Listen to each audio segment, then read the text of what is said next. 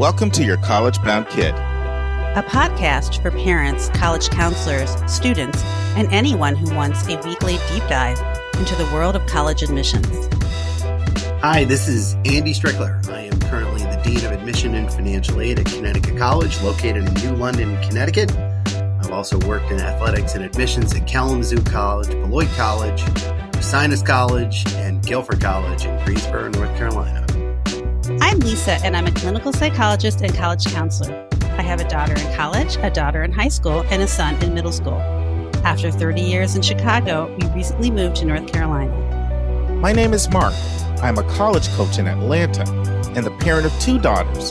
Karis, a graduate of Davidson College, and she is the founder of the Spanish tutoring company, SpanishHelpToday.com.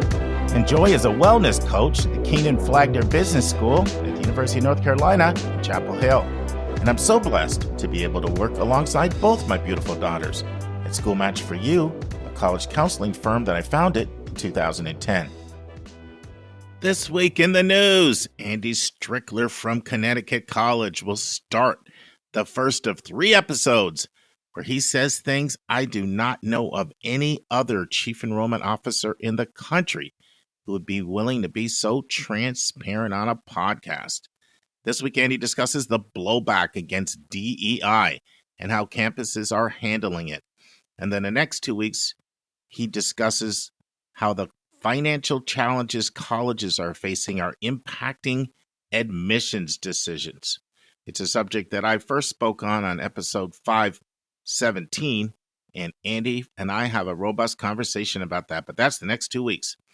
Friends, I was going to air this session Vince and I did about looking at recent admission decisions, but Andy said some things that were just so time sensitive, I felt I needed to get them in your ears as soon as possible. And we'll be getting both what Andy says as well as what Hillary says up on our website shortly.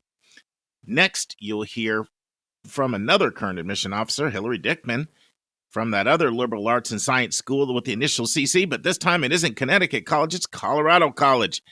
Hillary and I discuss an answer to a SpeakPipe question from Kirsten from Maryland about what are the do's and don'ts of what you should do at a college fair. And I thought this session was so good that I just let the recording go. And Hillary and I took a full 40 minutes on this discussion. So you're going to hear the do's of what you should do at a college fair this week. And next week, you'll hear the don'ts. What are the don'ts that you shouldn't do at a college fair? We will then have part 2 of 3 of my interview with Dawn Williamson. Dawn works for Comcast Advertising, and she's the Chief Revenue Officer for Media Solutions. And she's hired hundreds of employees in her career. So we'll be discussing what employers look for when making hiring decisions. And we'll close out with our spotlight. Kevin Newton will be discussing 2 American universities in London that are quite Americanized, Richmond University and Northeastern in London. So today you will hear part 1 of 2. Friends, before we dive into today's episodes, I just want to remind you of the webinar that we're doing on April 13th about understanding the way Polygents pair students up with mentors who want to pursue their interests with special projects. It's only 2.5 weeks away. This week, Jen came to staff meeting for the company I founded, and she blew our team away with a presentation. And this presentation is going to be very different from what she said when she came on our podcast. So, she has a great PowerPoint she'll be sharing with you that you'll actually get if you attend the session. And to sign up for that, just go to yourclassroonkid.com and go to the events page. Speaking of events, Texas is matching California for its hospitality. I'm now doing 4 events in Texas. I'll be in Texas from the 11th of April until the 30th of April. All of them hosted by podcast listeners. Doing a private event in San Antonio on April 18th, and the other 3 are all open to the public. So I'll be doing a brand new event I haven't mentioned before on here. It's in Dallas, Texas, Sunday, April 13th from 4 to 6. And you can sign up for that at yourclassroonkid.com under the events tab. You'll see the Dallas event. 4 days later, we will meet at the Girl Scouts of Central Texas building from 6 to 7:30, and that's in Austin, Texas. Once again, just go to yourcollegeboundkid.com. Under the events tab, you'll see the Austin event. And then our final Texas event, April 22nd at the Harris Community Center in Belton, Texas, also from 6 to 7:30. The sign-up sheets should be up. I've submitted them. They should be up for all 3 events at yourcollegeboundkid.com under our events tab. If you're available, we'd love to have you come out. I'd love to meet you on this trip. I'll be speaking on college admissions and then taking questions from our attendees. And now it's time for Hot Topics in the News.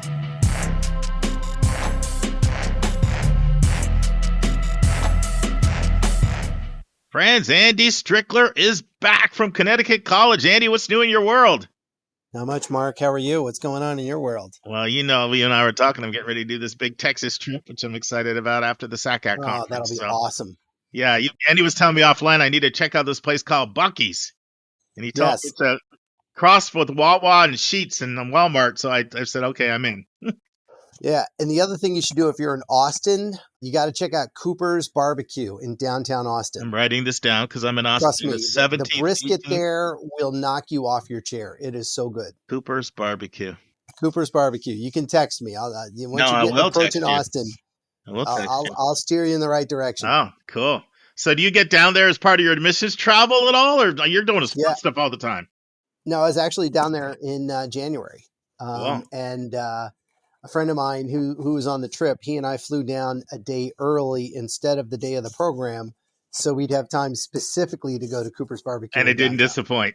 It did not disappoint. So free advertising for Cooper's Barbecue in Austin, Texas. And if you happen to be in Greensboro, you got to check out MJ's Steak and Seafood on the west side on Dolly Madison Road. There you go. Well, you know, free endorsements for those 2 places. You know, one of the nice things when I take these trips is I get a lot of invitations to go out to eat. So I'm like filing these away too. Make some suggestions. Yeah, which is cool.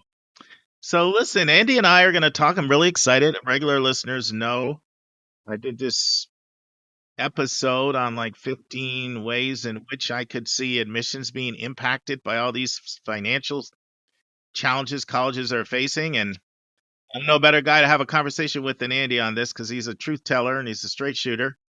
And so I just want to sort of let him know and get his read on whether or not he sees these things. Because I said in that episode, they were primarily based on one conversation. The rest of it was a lot of speculation is too weak of a word, but it was some conjecture on my part. But we got the guy here who's not only can give his perspective, but he's very well networked within the admissions world. So let's just talk about them. So one of them is an impact on international students, right? So this could be anything from less international students applying, right, to kids not getting visas renewed, to international students transferring. Yep. I'm also hearing from some colleges that I'm talking to that China is down.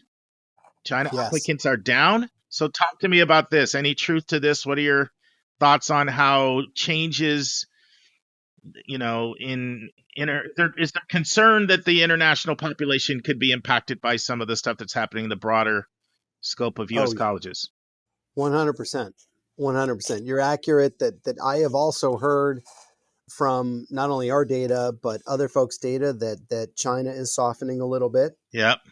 I suspect part of that is cost. I also suspect part of that is language and attitude regarding China from the newer administration. Yeah. So yeah, that's accurate. And is that a two-way thing? Like, could you see people can tell, hey, I'm not wanted over there, so I've got other places I can go. Do you think the demand is decreasing as well? I would say so. And frankly, other higher ed, national higher ed sort of landing places have encroached or decided to take a competitive stance regarding the U.S. System of higher ed in China. And I'm talking Australia and Western Europe. Sure. And Canada. Yeah. In that they are significantly more cost effective for international students than domestic /US institutions of higher education. We're really expensive. Yeah. And as a result, some other areas of the world have been more aggressive about trying to eat into the United States market share. Yeah. What are you seeing them doing that maybe they weren't doing before? They're spending time and energy and recruitment dollars there. Yeah. Trying to find sources of revenue that historically, many institutions in the United States had leveraged and counted on. But as our costs have continued to go up at, a rate that would probably exceed the CPI/inflation, other areas of the world have seen a market opportunity and taken advantage of it by spending time there and recruiting students there. Now, what about all these NIH cuts and other cuts to funding? And I know that tends to impact the R1s the most. But the numbers we're seeing are big dollars. These are massive dollars, Yeah. To schools. And I'm sure you're aware how many schools are freeze on faculty hires. And Right. I mean, I don't know if you saw Penn literally rescinded grad school acceptances after they sent them out because they're going to have to phase out certain programs for budgetary reasons. Yeah. I mean, places like Hopkins, I know, Oh, is yeah. institute a hiring freeze, and Penn has rescinded offers of admission. And we've seen what's happened in the last couple of days with Columbia. Yeah.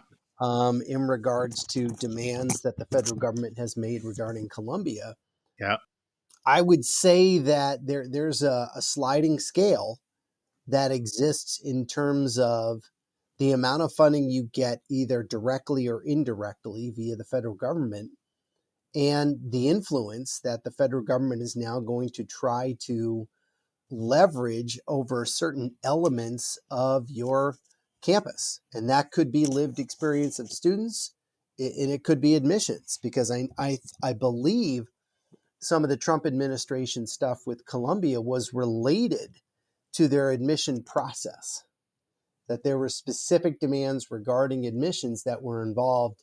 And Columbia had to make a decision that they felt was best for the institution. It has been met with mixed reviews across kind of the higher ed landscape, but I'm not going to be one that's going to criticize Columbia because I'm not involved in that situation, and I certainly wasn't in the room. But larger R1 institutions that are receiving significant amounts of funding from federal sources, whether that's NIH or other federal grant-making arms of the federal government, they're at risk in terms of institutional autonomy, I guess is the way I'd put it. Yeah. And the federal government, theoretically conservatives believe in small government, but this feels like large government dictating policy that they feel comfortable with.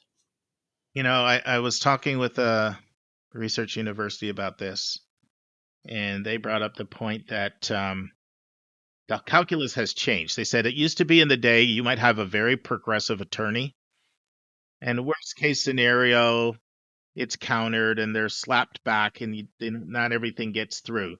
They said now, I mean, you can't really afford to absorb hundreds of millions of dollars of hits without it drastically changing your budget. So it's literally changed the calculus of whether it's worth doing things that you believed into your core, because the financial hit was going to be so punitive to your institution that it will prevent you from carrying out your mission the way you want it to. And what are your thoughts on that? Do you feel those conversations are happening across the board? We're talking about hits of like 9-figure hits here, $100 million and more. That's hundreds of millions of dollars. Yes. And I would say the perspective has changed. And we at Con and many institutions navigated this in the summer of 2023 with the Supreme Court decision regarding affirmative action. And historically, a more progressive or aggressive legal counsel might have positioned an institution in a way that allowed it to push the envelope a little bit. But my read, talking to not only our general counsel, but the general counsel of other institutions, is that people have taken a decidedly conservative approach regarding the threat of litigation regarding any kind of federal policy. And in this regard, it would be affirmative action. But, this NIH funding and Pell funding and all these federal grants are tied to specific elements that the conservative agenda has, or the conservative movement has, in terms of an agenda with higher education. And as a result, when you're facing two bad situations, the first is the loss of for us, it would be millions, and for some institutions, it's hundreds of millions of dollars. Sure. And the second issue that you have to navigate is how much time and money would a challenge to the U.S. Department of Justice take out of an institution in terms of legal fees and things of that nature. Harvard and UNC, I'm sure, incurred Oh my goodness. some pretty big legal bills. I mean, I know the Harvard one was 9 years. Harvard was 9 years, right? It's 9 years. Think of the legal fees. You're not going to hire some inexperienced attorney to handle that. Well, trust me, our former board chair was on the Harvard legal team. And he didn't just graduate from law school last week. Exactly. This is a prominent, nationally known civil rights attorney who was once nominated to head up the Civil Rights Division of the Department of Justice. He's got that kind of national profile, so he's not cheap. Yeah. And you're wrestling with these mission-related concerns, but also very dire financial realities that exist. And for Columbia and Hopkins and Penn and all of these institutions that are receiving six-figure grants from the federal government in totality, I don't know how you approach that. I really don't. It's stressful, and the calculus has got to be pretty intense in the room. How much does it feel like higher ed is just getting another tsunami? I mean, because, there was already that feeling, right, between demographic cliff and COVID and right, global financial crisis not too far back. I mean, all these things, not to mention other things like the war on college and competitives to the college degree, and just all of these different things already, fears of the cost of college, questioning the ROI, all of these things all at once. And now you have a federal government taking a stance that at a minimum is impacting institutions' autonomy. Mm-hmm. Is it like, as you network with people, is there an aspect of this is just really discouraging? Well, you want the really bad news? Yeah. It's just starting. Yeah. It's March 24th. Yeah. This administration has been in office for exactly 2 months and 4 days. Yeah. And I would say that the financial interests of the conservative right-wing movement that have influenced many of the policy positions of the right / this current administration have an agenda regarding higher education. And we're probably just seeing right now the beginning bands of the hurricane as it starts to come ashore. I don't think it's going to get better in the near future. I don't think there's any question about that. I mean, I wish I wrote it down because I was just had TV on. I was sort of tangentially watching it, but I heard Vance say something. You might have heard it, something to the effect of, I don't misquote me here. I want to misquote him, but it was something like, we need to declare war on college. It was really aggressive language. Right. Like it wasn't even covert. Correct.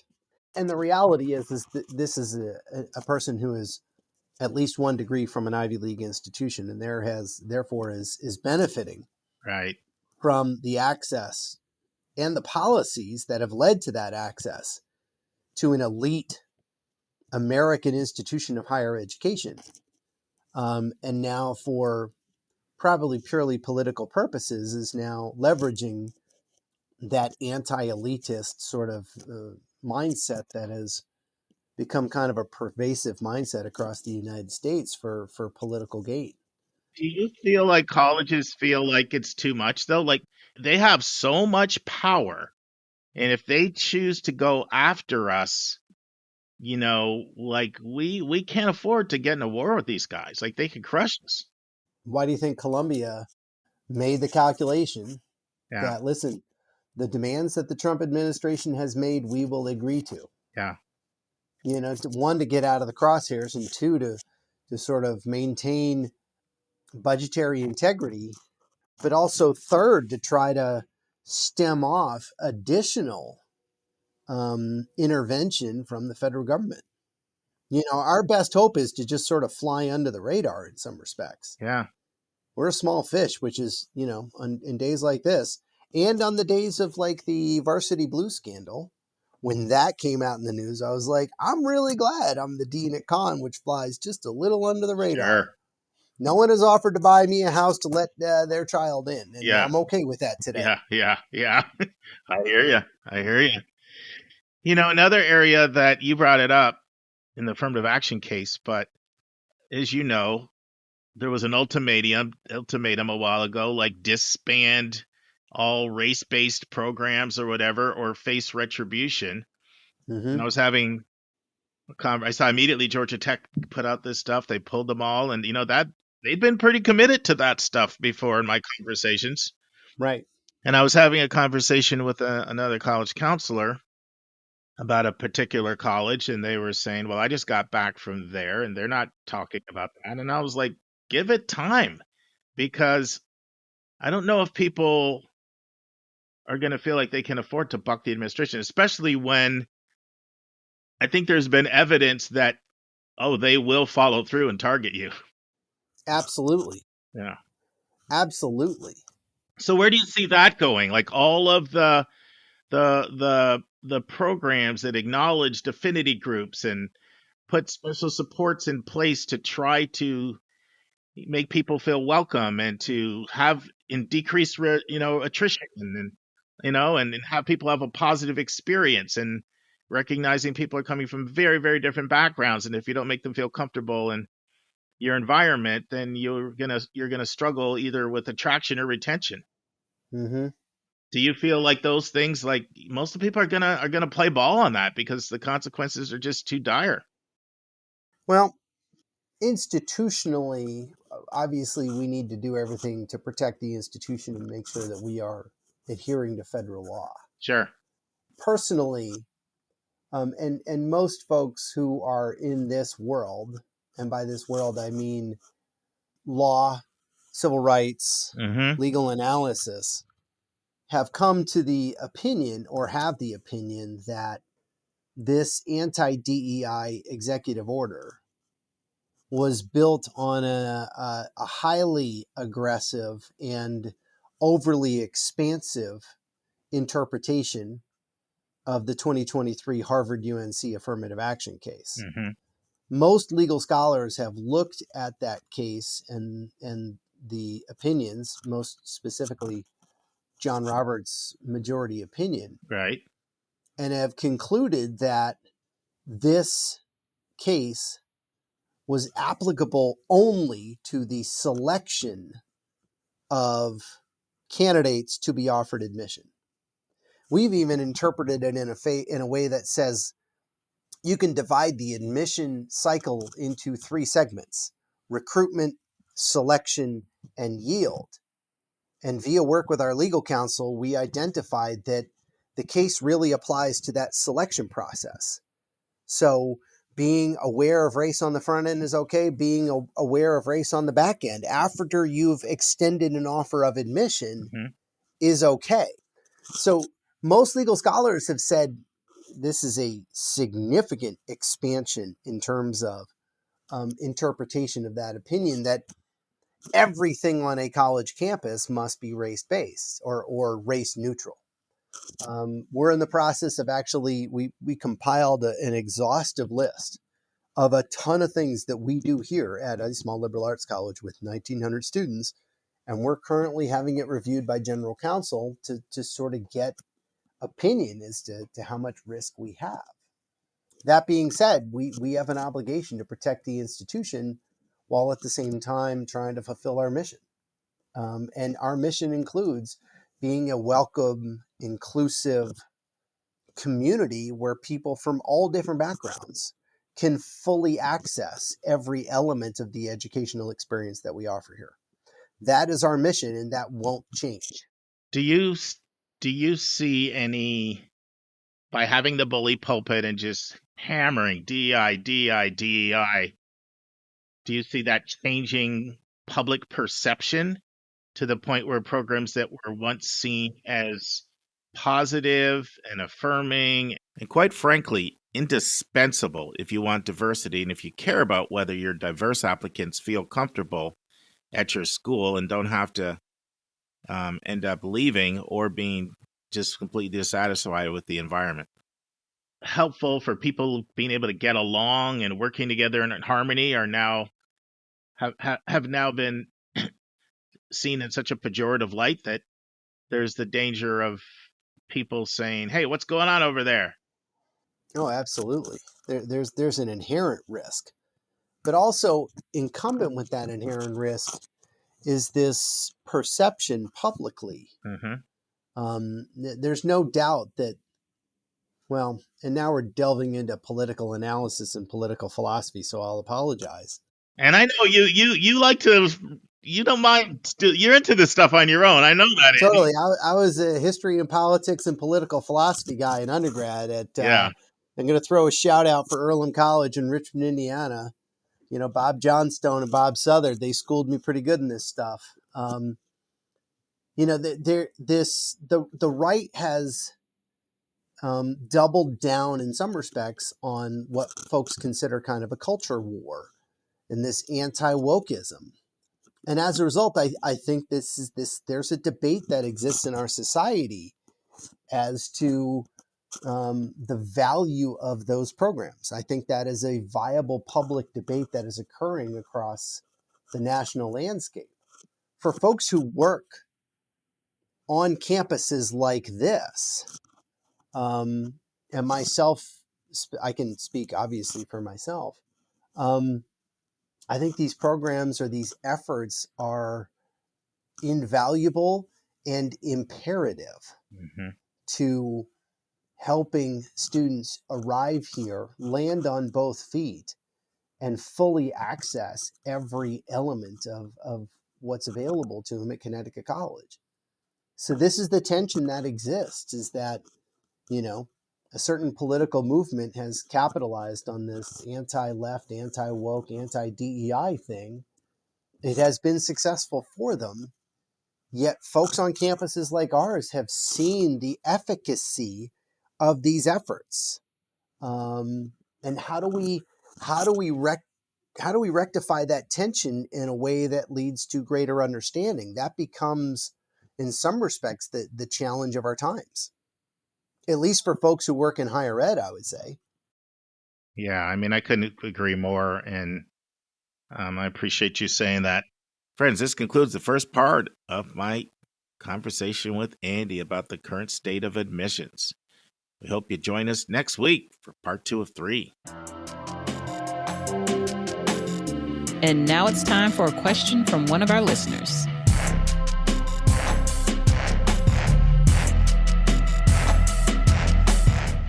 Hillary, hi there. Hi. Hello. Hello. Well, we have a question that I'm kind of really excited about. Yeah. It's been 5 or 6 years since we last talked about college fairs, and it was definitely before we started using SpeakPipe and hearing directly from our listeners. Let's play the question and dive in, and I'd love to get your thoughts. Okay. Hi, Mark. This is Kirsten from Maryland. I have a question about college fairs. What general strategy do you recommend? Are there any do's and don'ts to be aware of? Are there any questions our students should or should not ask? Thank you so much. And thanks again for everything you do for us parents trying to help our students navigate this process. So where do you want to take this, Hillary? I know you and I've talked about this off-air a fair amount. I kind of know your thoughts, and yeah, I don't disagree with you on anything, but why don't you take it where you want to go, and I'm sure I'll have some follow-ups for you. Yeah, I actually crowdsourced this with my colleagues here in the admission office. You are you are impressing me. Look at you. Did you get any insights from them? I got a lot. Yes, I created a, shared document, and I was like, "Hey folks, I need your thoughts on do's and don'ts for college fairs. So why don't you, put your thoughts in there?" And I got lots of really good information here. So what if I kind of went through some of the do's I love it. that we collected together, and then we can talk about some of the don'ts. Yeah, So go for it. one of the things that we all thought that students should do is to either fill out the request for information form, or if you're using a sticker, to put that sticker on there.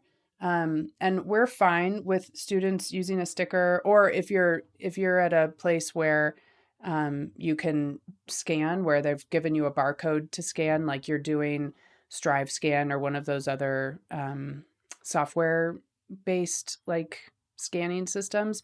Those are great. Those are the best of anything.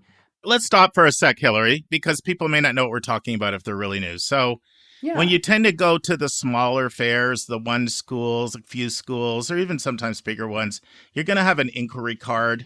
The school's going to bring the inquiry card. It's going to have the information that they want, that they need, that they like to collect.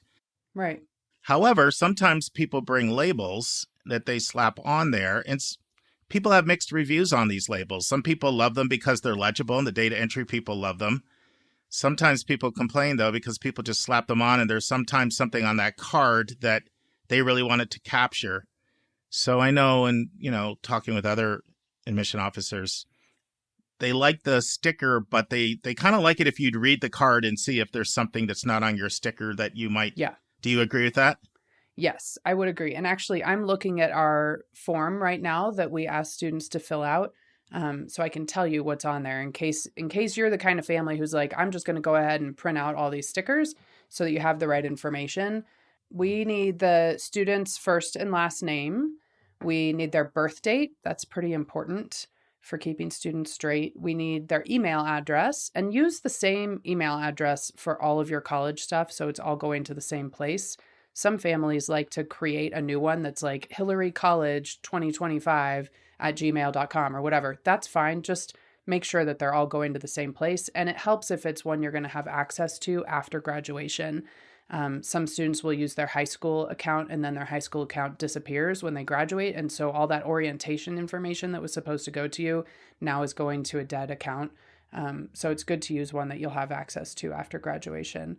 And then you'll need to tell us whether you're applying as a first-year student or a transfer student. So you can just put first year on there. We want your high school name, and we want your graduation year from high school. And I think that looks like everything that we ask for. Yeah. Some schools might ask any majors of interest or any interests. Mm-hmm. So they can be a little different. But in general, like read the inquiry card, and if you use a sticker, just fill in anything that's not on there. Yeah. Our office liked them because of legibility, and then sometimes people, because that would always much easier to read. Yeah, you're not dealing with what is this letter, right? But the other thing is sometimes it can allow you to have more FaceTime conversation with somebody. They're not sitting there taking a whole bunch of their time filling out this card, especially if there's a long line behind, because there's a sort of social etiquette thing with the long line. There's only so long that you can stay there, right? Yeah, you can't stay there forever. Yeah. The other thing is that, like, at least for us, and I think this is true for some schools, after you've filled out that form and we get you into our system, you'll get a follow-up email saying, hey, we learned some information about you, but we'd really like some more. And that's where we ask for, like, what are you interested in studying? Would your parents like to get information? Yes, please let us send information to your parents, because they'll actually read it. And students don't read their emails.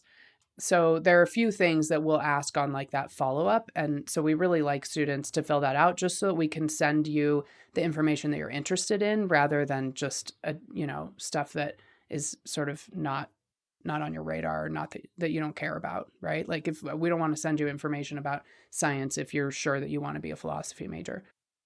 Strive Scan, Hillary brought up that. So I was on a big fair committee in Atlanta. I know, do you guys do the big Atlanta fair? I'm sure you do. Everybody tends to come in September to Atlanta. Yes, I would guess that we do. I have never been to the South for work, so I'm not sure. But yeah, everybody comes to it, and there's 3,500 kids. It's a big fair, and I was on that committee for a long time. We use Strive Scan, and so Strive Scan is really nice. You have to pay a decent amount for it, and so not smaller fairs won't do it, but it electronically uploads all your information before, and it just zaps the QR code. Yeah. It's so fast and easy. If you're going to a fair where you have the option to use StriveScan, you should use StriveScan because it just makes your experience better. It gives you more time to talk with the rep. We end up getting the right information. It's all legible. Like it will make your experience better. And there are some other competitors because I remember we researched and decided who to go with. StriveScan been a dominant player in the marketplace. Yeah. So you might hear about some other name like that. Just do it if there's an offer for you to upload everything electronically. Yeah. And if you're a parent who's like helping your school plan a college fair, you should ask to use StriveScan. And if it costs extra and you can gather donations to pay for it, that's great. Or like we have to pay something also on the college side. I think it's $20 per fair to be able to use StriveScan. But for us, it's worth it. Once we used it the first year, there was really no going back. It was a pretty decent amount of money we had to pay from the organization or the fair side, the school side. But every penny was so worth it. There's no going back. Awesome. Let's keep going with the do's. Okay. So we all thought that students should talk with reps from schools they've never heard of before. So while we do think that you should do some research ahead and know who's coming and target maybe 3 to 5 schools, we also don't want you to just walk by schools that you've never heard of because you've never heard of them, right? So like feel free to kind of stop if there's nobody, if there aren't any students chatting with a rep, just stop and ask them about their school. I have had really interesting conversations with students who had never heard of Colorado College before because they were willing to just stop. Or maybe sometimes this happens to me where a student will be like, oh, I'd love to move to Colorado. I've never heard of your school. Can you tell me more about it? And so those end up being really interesting, fun conversations. And I love chatting with students. I don't want to stand there at a fair just like not talking to anyone the whole time. It's really long. It is. It can be. Some of them are really long. So it's lovely to just get to chat and maybe you learn about a different kind of school or something that you didn't know existed. So that's always a good option. So it sounds like you're supportive, Hillary, because there's a person, you literally will see them. They'll really just walk down the aisle, almost go table by table. Like, are you okay with that? Just they're curious. It doesn't. Yeah, I'm hurt fine. them? I don't think you're going to have time to stop at everyone, right? Sure. But I think you should be open to stopping at some that you hadn't heard of before. I mean, you want to be aware of how much time you have and how much time you can afford to spend at each table, right? And you may not have time to chat with more than 5 to 10 reps, but so you want to kind of balance between using your time wisely and learning something new about a place that you've never heard of before. And we should say for people just starting, there's such a variety. Like you'll have a fair where there's like 20 or 30 schools in a small gym, and it's a couple high schools in the area got together and do. And I speak at one of those every year here in Sandy Springs, Georgia. It's a pretty small event. And then you'll go to ones that are literally thousands of people held in huge, like the NACAC fairs and things like that. Really big ordeal. So these things really come in all shapes and sizes. Totally. And if you're at a school where your college counselor is really involved in planning a fair, I think it's also smart to kind of, either ahead of time or when you see them at the fair, say, hey, is there anyone here that you think I should talk to who I haven't talked to yet? Because they will often point you in a direction of a school that maybe you haven't heard of before. There are a couple fairs in the Boston area where college counselors will walk over to me with a student and say, I really want this student to get to know CC. Can you talk with them for a minute? And those are often great conversations. And we end up, like, I'm thinking of one student who CC is top of their list now because they listened to their college counselor and got dragged over to my table. I'm glad you said that, Hillary, because we have a sizable number of college counselors that listen.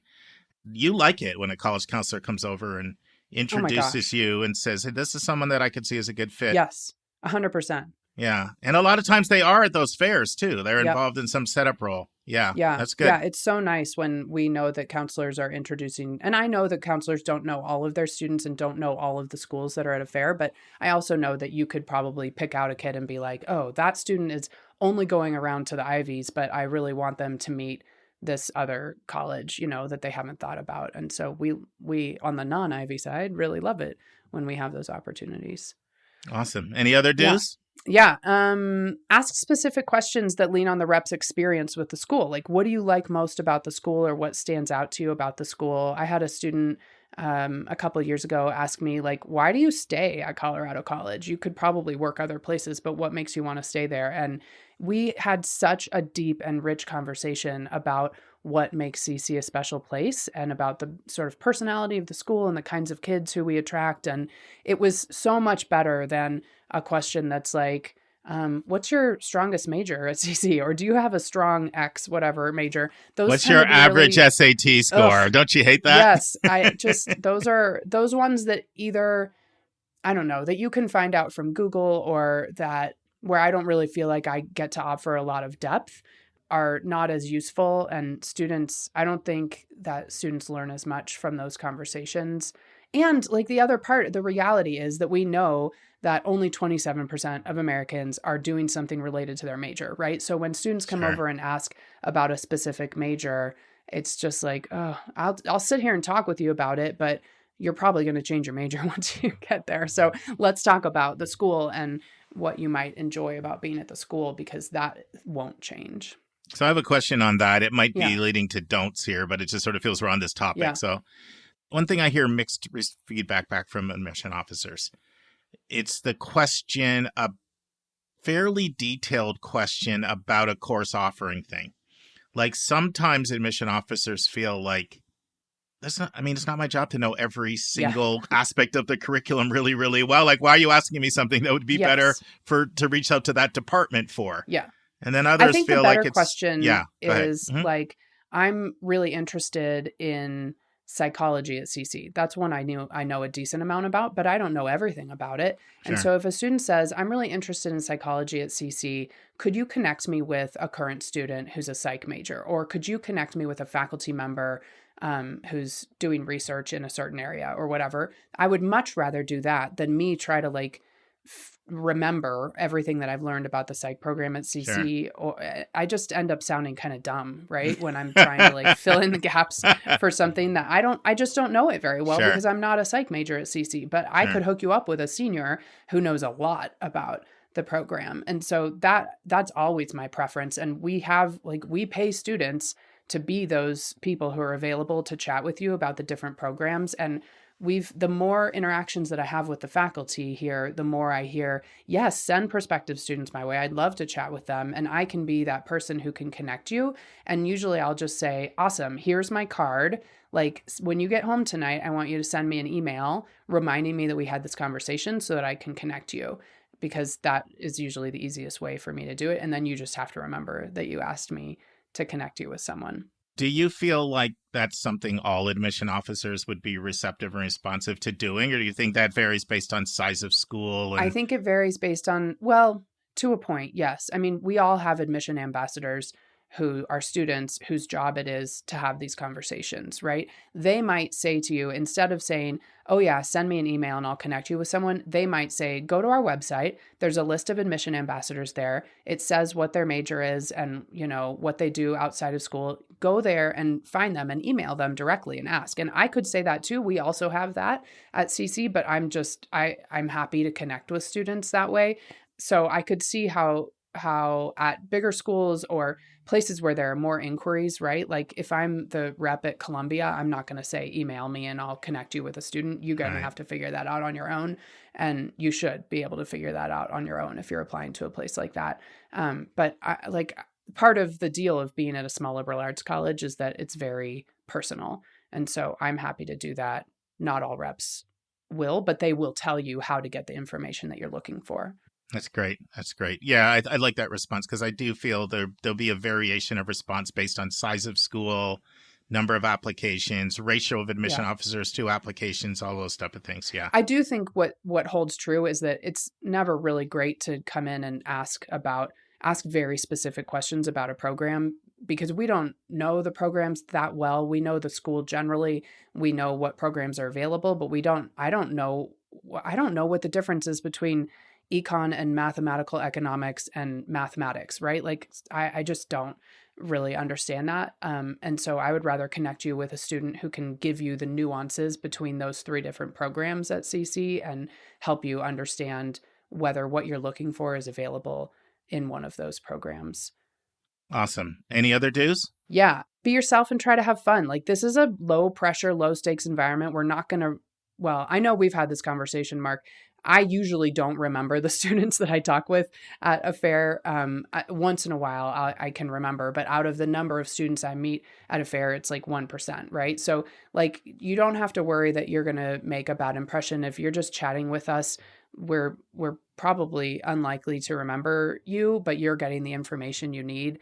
I think I don't know how many of your listeners have watched the Mindy Kaling series, Never Have I Ever, but there's a student in there named Ben who is like, it's his whole persona is that he wants to go to Columbia. And there's this scene of him showing up at the college fair and like trying to have a conversation with the Columbia rep, and he's just over the top. Like he's taking this, he's acting like it's an interview for Columbia, and that is overwhelming. And probably we would remember a student like that. In fact, I have to stand next to the Columbia table at a lot of fairs, and I can actually identify a student who was like that a couple of years ago. So like, it's not that high pressure of a situation. Like, you're just there to get some information. So try to have fun with it, smile, enjoy yourself, ask good questions. It should be fun.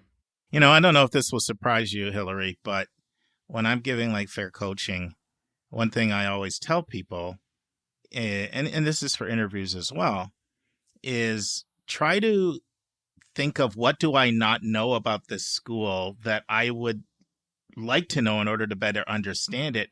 That is not how people instinctively think. Like, you might be surprised how many people that's almost like a novel thought they haven't had. Like, their whole reflexive reaction is, what can I do to impress? Yeah. As opposed to, what can I learn to figure out if I'm even interested in going deeper with this school? That's just not where people go initially. Right. And it's so interesting because what is impressive is students asking good questions, right? Yeah, it's not like, it's not reeling off your resume or telling me that you want to work with, oh gosh, there was a student asking questions about like some special kind of like brain scan machinery and do we have it? And like, I don't need to know all of the amazing research work that you're doing and that how deeply you want to be involved in neuroscience in order to think that you're a smart student. Like, I'm more impressed by a student who asks good questions, like deep questions about the school generally, than tries to sort of show off how much they know about things outside of the college search. No, good stuff. Any more do's? Yeah, let's see. So I think the last one is take materials from the tables that you visit and keep them organized to look at later. It might be easier to digest the information once you're home and you're in a calmer and quieter environment. We definitely did that with my kids. We had a whole basket of materials that we kept in a cabinet near our dining room table. And every once in a while, my girls would pull them out and just kind of look at them again. And they would have forgotten that there were some schools that they talked with, and it would sort of invite them to do a little bit more research and sort of open up more doors that they hadn't thought about. Oh, good stuff. Yeah. Friends, this concludes part 1 of 2 with Hillary and me having a robust discussion about the things you want to do at a college fair. We hope you'll join us next week for a 20-minute discussion on the things you don't want to do at a college fair. And now this week's interview with a special guest.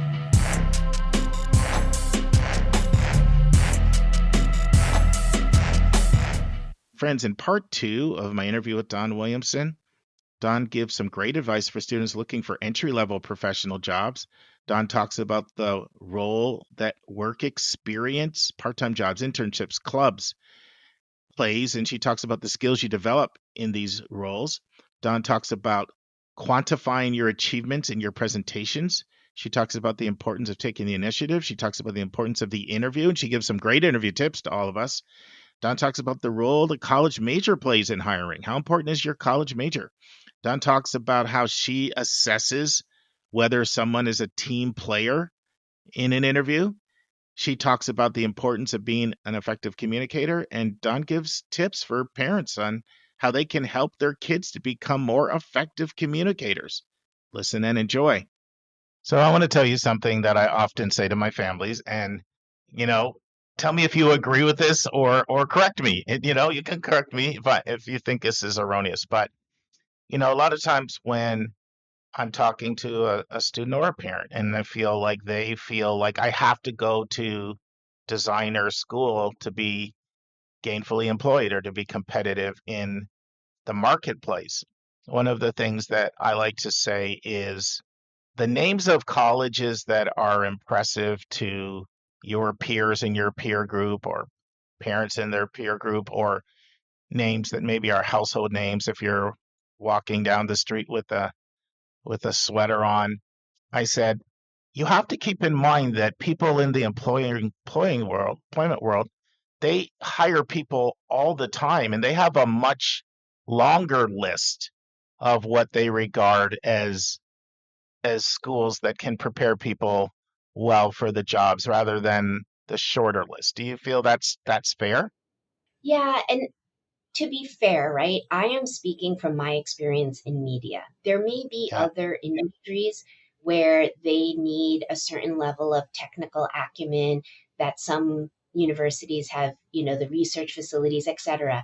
But in my experience, having been in the advertising, media, and marketing field, I feel like I definitely take, how in college entrance they have a holistic approach. It's the same thing that I take as a hiring manager. I'm taking a holistic approach in terms of how I'm looking at the individual. And to that point, I've rattled off so many things I look for. That's my list. It's not just the school, it's not just the major, it's all the other facets of engagement that the individual has had. And then obviously the role that I'm looking for, right? There are certain roles that you're looking for a very specific profile. If I'm looking for a social media expert, then yeah, you're going to want that resume to show that they've studied that they've over indexed in that as an interest. But you also want to see other facets of them to help differentiate and understand what would complement your team. That's another factor that I look at, which is if you have a lot of expertise in a certain area on the team, maybe the complement is something different in terms of the skill set and interests that you need to bring the team together. And that might be more, a research type profile, right? So there are so many factors that go into hiring managers' decision making. And the facets, I think that I would recommend as a individual pursuing opportunities is, get engaged in as many things as possible. Obviously, have some level of focus, so then your narrative can land based on the opportunities you're looking for. But I do think, particularly when you're looking at entry level, anything that shows that you have taken a leadership position, that you've put yourself out there, that you've experienced different things, I think that it creates that more unique element to you relative to the more generic profile. As you know, Don, some schools do a much better job at internships, co-ops, experiential learning opportunities. How important are experiential learning opportunities, like, and particularly internships, co-ops, like getting into the job market at some level so that you can show some type of experience? Yeah, I think particularly when it's competitive, right, where you have a lot of candidates who have work experience, it makes it more challenging if you have none. So I definitely recommend, if possible, finding an internship, a part-time job, anything that gives you exposure to some kind of structured environment enables you to transition easier into, let's say, the corporate world. The other thing that I'm a big advocate for is these groups, these clubs, these associations, because in that you do develop a lot of skills that are applicable when you do enter the workforce. So, as I said, even though this is dating me many, many years ago, but just being part of the association that I was in when I was in college, it forced me to cold call speakers to invite them to do thought leadership sessions in the team events. It forced me to send up, agendas for association meetings. It taught me how to do recruitment of members at different fairs and kiosks. So all of those skills are transferable. So even if you don't have a traditional internship or job, being able to speak to those initiatives you've pursued, and also quantify how your efforts either raised funds, developed 6 thought leadership programs, doubled membership. I think those are also good reference points when one does interview. So that would be my 2 cents. The other thing is when you do get a job and you are maybe in your entry level 1-2 years, one of the biggest challenges that folks feel for them to grow is, oh, I don't get managerial experience. So how do I get to a manager level? There are employee resource groups at many organizations. Be a member of an employee resource group, and that also enables you to get exposure. So employee resource group could be young professionals, Asian Association, Hispanic Association. Like there are all of these different resource groups that have different areas of specialty that one could partake in. And oftentimes you could take an officer position on the resource groups. And that's also a good talking point once you're in an organization to show that you've taken initiative. Do you find that students that have gotten into like competitive clubs, is that something that you take note of if they showcase that at all in their communication? Is that something that's seen as a positive? Yeah, I mean, I am not as close to knowing what's competitive and what's not anymore. Mm-hmm. But I think, you know, it's kind of the same concept like we were talking about at the school that you go to. It's a data point. I really do feel all of these items that we're talking about, the school you go to, your major, the things there, these are all data points that shape the individual. And then ultimately it's how you show up in the interview and how you are able to carry a conversation. Tips on interview, good eye contact, conscious of the pace. Are you talking too much? Are you asking questions? I think it's important during interviews to do your homework. Till this day, I always do my homework. If I'm going to meet with somebody, interview, informational, it's important to take the time to prepare, get your bullets ready, but then also be natural and be a human and have your personality show. I think that combination is really important. I know you and I have had a chance to talk about college before, and I know for your own students that you would look to see what were some of those pathways that the school was providing so that it wasn't only a theoretical educational experience and there was some connection to the real world. Is that something you would encourage everybody to? Yes, yes. I think what's interesting is the coursework that you take and the opportunity to apply that coursework, whether they're real use cases or they're relevant to what's going on today. Those are great topics to also bring up during an interview. My daughter is studying marketing and she had brought up, a brand in terms of Disney and their multicultural approach and multi-generational approach in marketing The Little Mermaid, the more recent version of Little Mermaid. And that was such a great experience for her because she had to do marketplace research, needed to understand the brand, understand how important it is to do multi-generation marketing as well as multicultural. Being able to speak to something like that if you are interviewing, it is incredible because it's very relatable and it is something that shows that you're able to think critically and apply that to a project. And that's the type of things that we're looking for when we interview. How important is college major when you're trying to decide who to bring in? Like some people feel, and I realize it can vary depending on the job, specific job, but I once heard a stat that 76% of people are not working in something directly related to their major. And sometimes, I've known plenty of people who didn't necessarily get a job in their major, but they had a skill set. Like I think of the first person that ever worked for me, Audris. She actually got her bachelor's at Florida State, her master's at UGA, and then she was working on a doctorate at BU in sociology. And she dropped out of the doctorate program, but she took a whole bunch of data science classes when she was like in that program.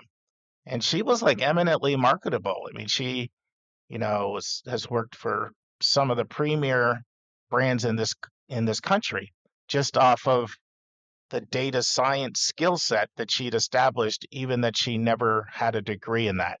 Do you find that to be typical, atypical? What are your thoughts on that?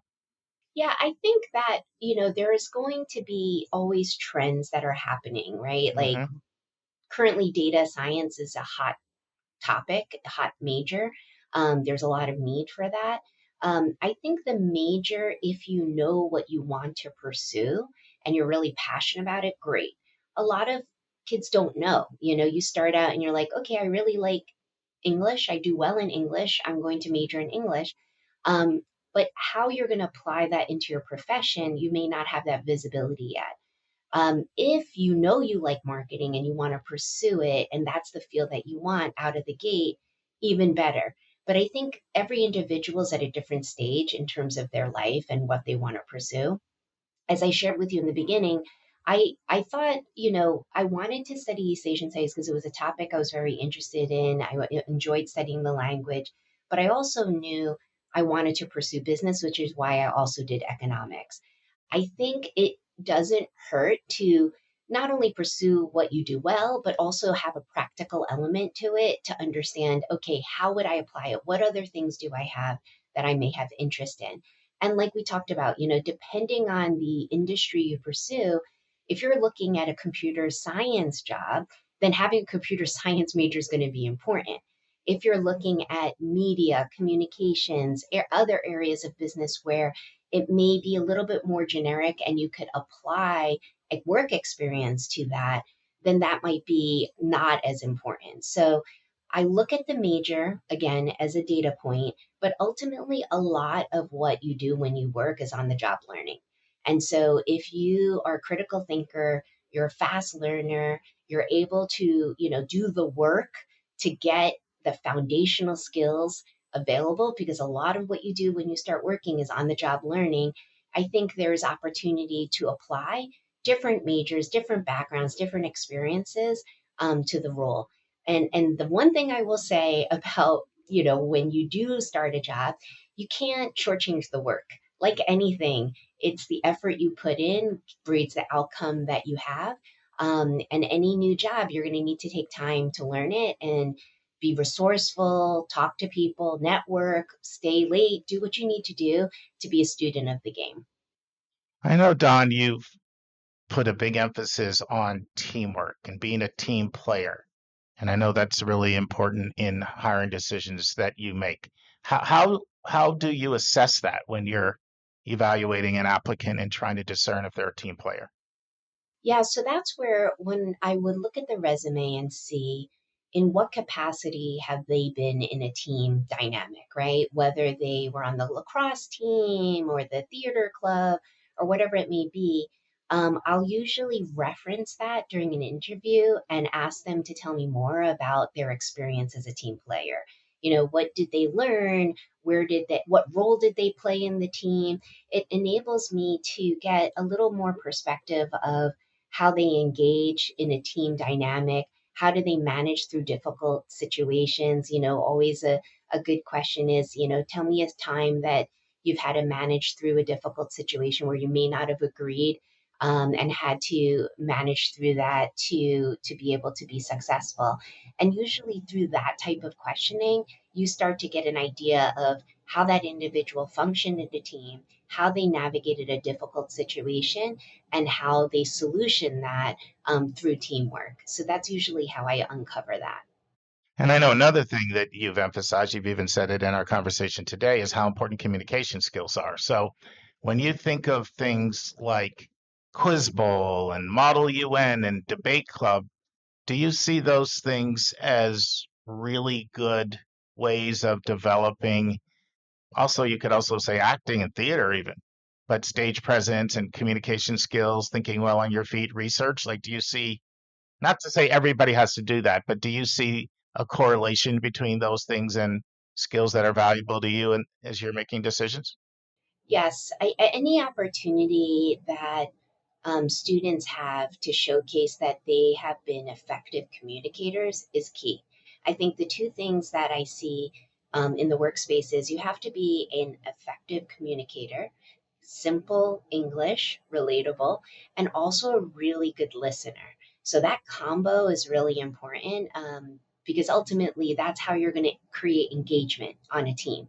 Nobody just wants to be talked to all day, nor do they just want to be listened to. It's that ability to have that two-way communication, and understand how to resonate with individuals, because the team effort is so important in the corporate world. Do you have any suggestions for a parent listening to this and they're like, this sounds great. How can I help my student to be a better listener or just a better communicator? Do you have any tips? It's funny because I think it starts at home, listening to your children, engaging in dialogue and conversation, how you also communicate as a parent. They're always listening and watching, and you can model that behavior. And then, of course, like we just talked about, joining clubs and interfacing on part-time jobs, all of that hands-on learning experience helps them. And so I would say it's a combination. I as a parent, I'm always looking for that. I'm always saying, hey, eye contact, we need to sit down, let's have a conversation. I think that, all of these opportunities and exposures are good for them. It's very tempting, for your children to go up in the room, sit on their phone, play games, yell at their friends over their speakers. But then you also want to set up some time for them, to represent themselves in a professional manner. And that takes practice. Sometimes it's good to even just do little mock interviews at home with your student, with your child, just to help them start to get comfortable in this new environment. And it's going to take time. And I think for parents to know it's not going to be always 100% every time, and that's okay. It's more about putting themselves out there, making these different, getting a bit uncomfortable, and knowing that, practice is the best way to start to evolve and become a better communicator. This is great stuff. Friends, this concludes part 2 of 3 of my interview with Don Williamson. We hope you'll join us next week for the final part. And now it's time for our College Spotlight of the Week.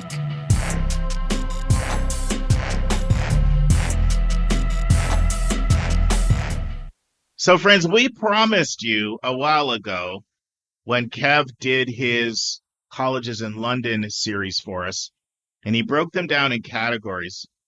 And there were 2 that we said we'd come back to that are maybe more Americanized, maybe not the full London experience. Richmond American School in London and Northeastern University. Did I say that Richmond name right? It's so long. I always say Richmond American University of London. I have to write it down, and I'm supposed to be doing this professionally. So don't feel bad about it. So, first of all, why did you sort of put these 2 kind of in their own similar category, different from some of the other London schools? Like, what are their defining characteristics that differentiates them from, all the other schools that we talked about? So I think that the biggest difference is the fact that they are both, at their heart, American-style universities. These places offer 4-year degrees. They are accredited here in the United States as well as in the UK. And they do offer more of the liberal arts experience where you have a major where you might spend 30 or 40 credit hours in, and then you have electives and general education requirements. And I'm going to be honest with you, Mark, with a couple of exceptions that I'm happy to get to. I don't want to say that they're not my favorite places. I don't want to smear them or anything like that. But they're not. Let's be honest. I already know it. If it were up to me, everyone would go to, we all know what universities I'm going to recommend. Well, and one thing I want to say, you're not just going to recommend the 5 or 6 names that we talked about. There's a whole, because you talked about there's a whole group, the London Metropolitans, there's a whole group of schools that are great schools without being, for the way above average kid. I mean, I make no qualms about the fact that, I had a good time at William and Mary, but when someone asks me where I went to university, it's the University of London, because it's just like, and it has something for everyone, I recommended, I was talking earlier, a student who's very close to social justice. There are a number of places that are great for them. There's places that are great for someone who's more interested in science or anything like that. But the Richmond American University of London and Northeastern's campus in London, they are at their core still American style universities. So there are a couple things that, are really great about them. And, I think the first and foremost is if you're looking for a place that's going to be super easy to do a study abroad that's not necessarily affiliated with your university, because you start trying to take, half classes at a place like LSE, or, well, LSE doesn't let you, they do the general course, but UCL or SOAS or someplace like that, it's rough because a lot of their courses go for the entire year. Northeastern and Richmond don't do that because they're American style on the semester system. So it's great for a study abroad. It's also great if, your idea of, hey, I want to be in London, but I still want to have this American style experience. To those people, I would say, that's great. Just to not leave every stone unturned, you should also check out the liberal arts options offered by an increasing number of universities. But there is one kind of student who absolutely, this is where you want to go. If you're just bent on going to London. And that's if you are considering medical school afterwards and your state medical school does not admit foreign graduates because these are technically American universities. So this is one of those things that if you're pre-med, or I guess for anyone listening to this, pre-med, do your homework about. Statistically speaking, the medical school you are most likely to attend is your state public option. That's smart money, says you're probably going there for medical school. So check them out. If they say, we accept undergraduate applications from graduates of any globally recognized university, then go to Imperial, go to St. Andrews, go to Melbourne, go to James Cook, go anywhere, I shouldn't say anywhere. I don't know if I would recommend Pyongyang University of Science and Technology.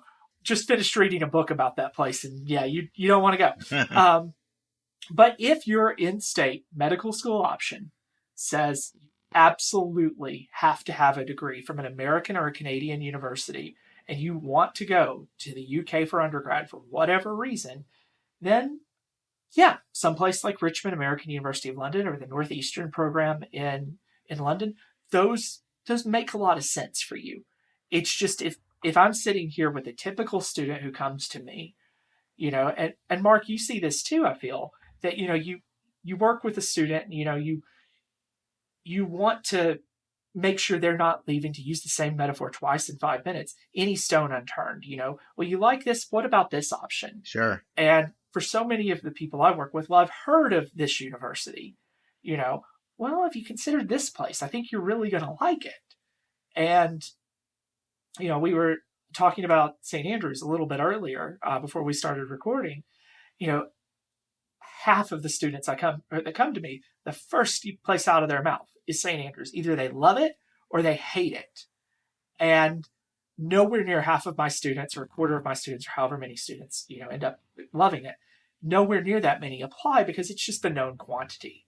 So I think that, again, for certain students, these are great places. But from a cost analysis, you're still paying American tuition prices, which the UK isn't cheap for Americans, but it's not private school tuition expensive. Okay, so now you're getting into my next question, which was, what are the reasons why, other than for some of those niche, advantages, which you've already articulated, you don't find yourselves recommending them that often? I really don't. I assumed you were going to say they're not getting the full London experience, but you're also saying the ROI, you're going to pay a lot more than you might pay for another university that might offer just as much, if not more, I guess. Is that one of your, is it like, if there was no cost difference, would you find yourself recommending them a lot more? Or you still feel like you're not getting some things there that you're going to get at these other London schools? You bring up something really interesting with where it's at in London. And, it's worth remembering Greater London is pretty big. So the University of London, for example, has campuses ranging from, downtown, in the square mile, the old Roman city of London City, University of London being a great example of that, all the way out to Royal Holloway, that's 30, 40 miles outside of town. Richmond University, the American University of London, is in Richmond, which I hear Richmond, I think Ted Lasso. And, I mean, that's not London. That's not being on the Strand. That's not being in the Square Mile. That's not being on, near the Globe or wherever, Russell Square. So away from where most of the action is, where what gets people excited about London, you're not close to that. So that's another factor. Northeastern is located, I believe their campus is located near the St. Catherine docks, which, is a bit more definitely towards the old, what people think of as London, So it does have that going for it. But at the same time, like I said, the other thing too is both of these universities, because they placed such an emphasis on making sure that their American accreditation was sorted, they're both still relatively new with British accreditation. That's not to say they're not good universities. I don't want anyone walking away with that. But that is to say that not as many British employers have necessarily went there or built out their networks from there. So let me ask you this. I have to ask a follow-up. So is that a factor because it hurts you with internships? Or is that more of a factor for the person that's going to London to potentially want to live and work there, as opposed to going there but fully determined to come back here, but they just want a 3-year international experience? Because the reason I ask that is because if you're fully intent on coming back here, that doesn't feel as relevant. No, it's a valid point. And, just to reiterate, I don't mean to be pedantic, but it's these are 4-year places in London, as opposed to everywhere else in England, it seems. Scotland still has the 4-year degree, as does Ireland. So there's cost savings right there, 3 versus 4. And then it's a higher price because you're paying, it's more based on the American pricing model.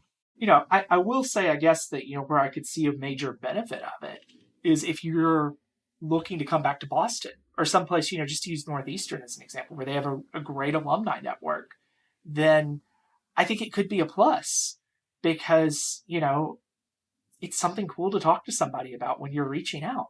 I did the program in London, because you bet your bottom dollar I want to talk to somebody who's done the William and Mary St. Andrews program, not from a, this is my profession point of view, but I was just like, well, what did you think, trading in, Blair Hall for history to, the School of History at St. Andrews, what was that experience like? Friends, this concludes the first part of Kevin and I talking about Richmond University and Northeastern University in London. We hope you join us next week for the final part. Friends, on Monday's episode, I'm going to do part 2 of looking at the things that take the most time in the college admission process. But this time I'm going to give you my recommendations for when you should do these different parts. So from a timing standpoint, there's going to be a lot of guidance here, particularly for juniors, but sophomores and seniors as well. And then we will have the final part of my interview with Rob Franick, chief editor of the Princeton Review, and we're going over their most recent College Hopes and Worries study where almost 10,000 students and parents were interviewed. Friends, by the time you hear this, almost all of the decisions will be out. A small number of schools, they haven't come out yet. And, seeing a lot of trends, while some of the public schools, you can see they've cast a little bit of a wider net. A lot of the selective private schools, they just took so many kids in early decision, making regular decision really tough. A lot of times internally in admissions, or college counseling, we like to refer to regular admissions as a bloodbath at highly selective schools. So I'm only saying if you did not get in your regular admission school, nothing's wrong with you. Schools are hedging their bets. They're really locking up a lot of spots with those early decision commitments. But it's always important that you remember that it's not where you go. It's not where you go. It's not where you go. That's what you do when you get there. That's what you do when you get out of there. That is what will determine your career trajectory. See you on Monday, friends. And that's our show. A big thank you to you, our listeners, for tuning in this week. If you find this podcast helpful, please follow us and you'll get every single episode as soon as it is released. If you're interested, there are a few ways you can really support our podcast. You can click the share button and send it to your friends and acquaintances. You can help us pay our staff and our expenses by donating on our website. You can write a review for us on Apple or Spotify. I'm the producer of the podcast, but we have a fantastic team of 15. Shout out to our co-host, Dr. Lisa Ruff, Dr. David Williams, Linda Depker, Susan Tree, Vince Garcia, and Julia Esquivel. And to our substitute co-host, Sylvia Borgo. Our sensational sound engineer is Nemanja Motvich. Our amazing music is from Victor Allen Weeks. Marketing designs are from Kimberly Blass. Lily Parikh manages our Instagram. Our image editor is Talha Khan. Joyce Ducker does our website episode updates. And our webmaster is Stylianos Dimitriou.